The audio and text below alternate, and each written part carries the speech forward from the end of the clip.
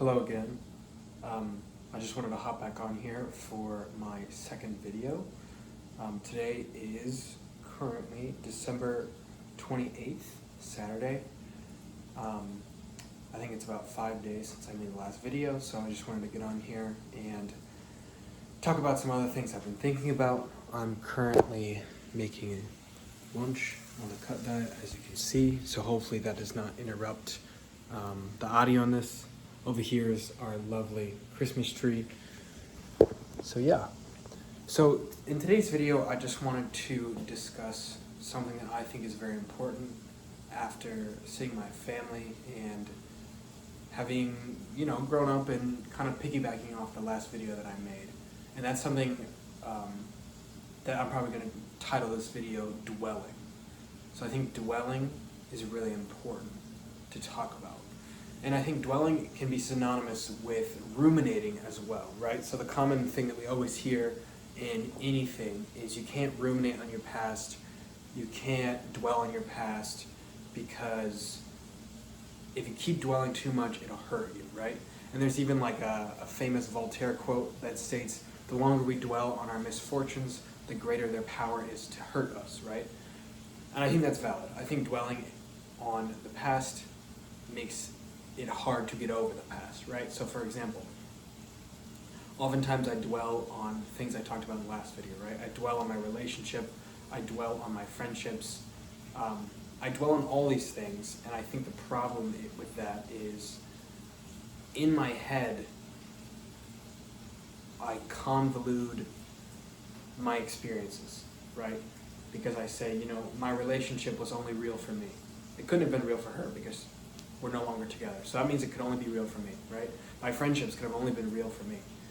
Right? These people didn't feel the same way that I felt. They never felt the passion or how deeply I felt. But I think that's incorrect assumptions, right? I'm taking an equation and I'm making an incorrect assumption because the equation's only ever one-sided, right? X never equals anything other than zero. Or in this case, X only equals me, right? I can never go back and ask these people, I can never go back and ask my ex, did she really love me or how did she really feel, right? All I can look at is photos or the letters, or I can never go back and ask these friends that I used to have, what did I do wrong, right? What could I have done better? Because that's just not something that you can do, right? So I think dwelling, as harmful as it can be, and ruminating as harmful as it can be, I still think it's necessary, right? Because I think it's important to figure out how to dwell on the things that are valuable and the things that have been done well. So, going off Voltaire's quote, the key word that I think is the longer we dwell on our misfortunes, right? So if I continually dwell on, I have no friends, I got broken up with, I don't like where I am, I want to be different places. If I dwell on the misfortunes, of course they're going to make me very upset. However, I think it's very important to dwell on what I would call the beautiful life, right? So what do I mean by that? I think dwelling on the beautiful life is almost like the phrase that's very common. Sometimes in life you need to stop and smell the roses, right? You need to look at what you had and be appreciative of it, and look at the life you have now and be appreciative of it, and dwell on that. Now, don't stay too long, because I think dwelling on a beautiful life maybe would make your current life miserable, right? Because if I dwell on, oh my gosh, I got to see my parents, I got to see my brother, I used to have all these friends, I used to have this girlfriend, we did amazing things, the love was so deep, the passion was so deep, but now I don't have that, right? That's where I think almost dwelling can manifest into dwelling on misfortune, right? So I think in my life personally, it's really important to dwell, but to dwell briefly and to dwell on things that are not misfortunes, right? Dwell on things that I deem beautiful, right? So beautiful experiences, getting to see people I haven't seen in a long time, getting to talk to people, getting to read wonderful books, right? Getting to do wonderful things, right? And I think everything has a way of manifesting itself into beauty, right? Because I always think that it's how you how you look at the frame in which you're evaluating, right? So I think it's important to evaluate the frame, right? The frame is the most important thing when you're dwelling. For example, if I went to the art museum a couple weeks ago, right? Looking back on that, dwelling back on that, I say, oh my God, I can't believe I didn't have one friend or one person that would go with me, right? I can't believe it. However, even though I was doing something alone, that's not uncommon for me because I've done a lot of things alone in the past 6 months, but also the experience itself and what I got to see and what I got to do was very beautiful, it was very important, right? So I think it's common to dwell on those experiences and say, I can't believe no one would go with me, I can't believe I had to do this alone, I can't believe all the couples I saw and all these people I saw who were so happy and I'm not happy and I can't believe this. I'm so upset with myself. Or I could say, at least I got to experience something that others may not get to experience because they're scared to go along, or they don't know what to do, or they don't appreciate art as good as they should. I'm just not sure that dwelling on the external things is very important, right? I think dwelling on the internal, like how it made me feel, what I got to see. And I think just dwelling in life is how we learn from ourselves, right? So something that I like to do is, in order to try to grow and learn, right? I previously wrote journals, as I discussed on last video, and then, to kind of get away from writing journals, I can now do this. But I would always go and look back at those journals, right? And I would always go look at the different things in my life. So I did this last month, and I looked back through the start of the year. I talked about like how happy I was, like I can't believe this is my life, I have so many friends, my family is awesome, my mom wasn't sick yet, like I had an awesome girlfriend, I had awesome friends, I loved my brother, I love life, right? I knew exactly what I wanted to do, I knew what I wanted to be. Flash forward 6 months, then I would say that's when like we got into, I don't even know what you would call it, we got into like the nuclear zone, right? Everything blew up, everything changed, I lost everyone. Maybe I lost everyone to find myself, right? Maybe I met this girl to heal who I needed to be, right? I needed to heal that person. I needed to heal my inner being, I don't know. But I look back on those things, and I think what I notice is my immediate reaction is always hate, right? My immediate reaction is always hate. And it's always, I can't believe this person hates me. I can't believe this ended. I hate myself. I hate these people. I hate all these things, right? I can't believe this. And I think what I've learned about myself in dwelling on the misfortune and the fortune is I feel emotions to their very extreme points, right? It's not happiness for me. It's elation. It's not I'm mad. It's the volcanoes erupted. It's not that I'm sad. It's I'm in a deep depression. It's not that I'm in love. It's that I'm Cupid now, right? Like, I notice that I feel these emotions so vividly, so deeply. So I think that's why when I do lose someone who I would deem important, whether it would be a girlfriend or a friend, it affects me a lot because I felt for them so passionately and so deeply, right? So I think it's very hard for me to get over this hump of like, oh my gosh, what do I do now?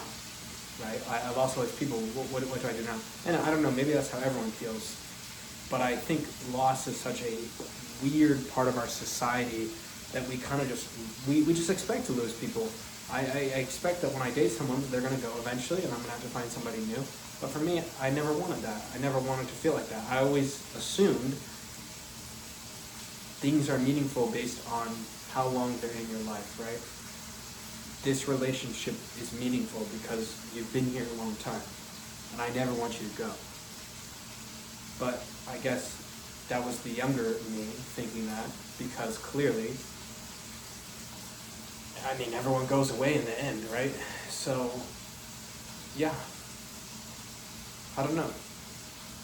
But I think as I continue to read, I could see that maybe I didn't actually hate any of those people, right? Maybe I didn't hate my ex, maybe I didn't hate the friends that I lost. I just can't hate things that I don't actually hate, right? I think that's what I learned in my dwelling is, if I've loved something, I'm gonna love it forever, right? Even if I'm not in love with those things, it's still like I have so much outpouring love and so much outpouring emotion for these people, these things, whatever. I just can't. I don't know. I just can't get over them.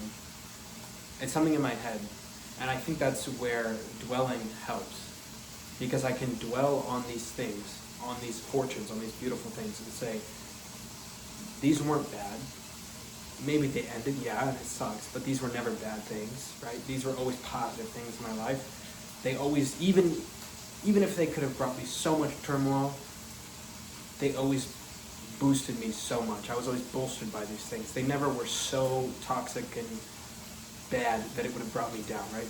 Because at one point, I did love these things, and I think for some of these things that I won't name, I probably still love them, right? I probably still have not fully gotten over them, and I haven't fully moved past. No, I think, if you want to dwell on how to get over things, it's hard to dwell on beautiful things that you've lost, right? It's hard, because our first instincts are to hate them. It's very natural to hate things that we've lost. But I think how you break away from that, how you break away from every time you dwell on this thing, you think of it in a negative light, is time passes, and you realize those things really weren't that bad, and you realize, I actually did love those things a whole lot, so I can't hate them, because I really, really, really did love them. And if I really love them, I'll never hate them. I'll never. Because if I hate them, I never probably love them. And I think finding new things, new replacements, and I know that sounds negative, replacement, because no one wants to feel like the replacement, no one wants to be replaced, but in reality, everything's replaceable, right? The only thing that's not replaceable is how you feel towards someone. How you feel towards someone, right? That's what's important. So yeah, I just want to get on here and talk about my thoughts on that and dwelling, and I wanted to get on here and really reiterate just those goals that I'd outlined in the last ones, because I think they're really important, right? I've already started trying to be more disciplined, more consistent, and yeah, I've just tried to put myself out there. And nothing has come of it yet, but it takes time, right? It takes time. Quality takes time. An old quote, someone who I really, really admired from when I was a kid, who I really liked, actually. And I think she liked me too, but it never quite worked out. But she would always tell me, Rome was not built in a day, right? It takes time. It takes time for beautiful things to form. So I think if I keep at it, and I keep doing it, I can do it. And I recognize these are very hard things, right? People don't have a lot of friends because it's hard to have friends. People don't love the people that they should, because it's hard to love someone correctly and love them good and love a good person. It's easy to be toxic. It's easy to be mad. It's easy to be angry. It's hard to be happy. It's so hard. But I think it's a necessary hard, right? It's not an evil. It's a necessary good. But it's a good you have to work at, or it does become evil. And I hope that looking back on these videos, I can dwell on good things, right? And I hope that I can continue 6 months from now. I'll be able to look back and dwell on, maybe I didn't have a girlfriend, maybe I didn't have friends, but at least I had a period of growth, right? I learned something about myself. Because I think how you get good people is constantly working on yourself, constantly changing what you're doing, constantly pushing the needle forward, right? Progressing. And I think that's what I'll do. So yeah, I think that concludes video number 2. I like how the quality turned out last time, so I will keep working on that and see if I can keep trying to edit stuff. I'm not sure. I'll need to figure out a program or something. But yeah, I'll probably won't make another video till the new year, but I hope to see you then.